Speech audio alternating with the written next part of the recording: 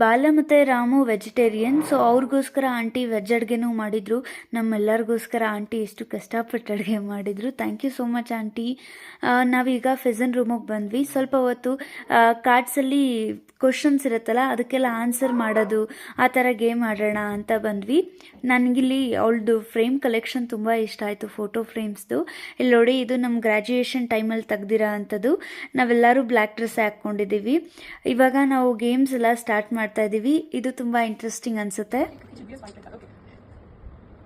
Which three words do you think best describe you? Okay, ನಾನು ಹೇಳ್ತೀನಿ best cook ಅಂತ ಹೇಳಿದ್ರೆ ನನಗೆ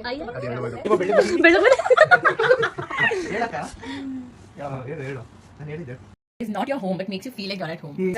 When I'm with my people, like my mom, my dad, my friends, so that place makes me feel like home. Name something that always makes you happy. Of course, my pet.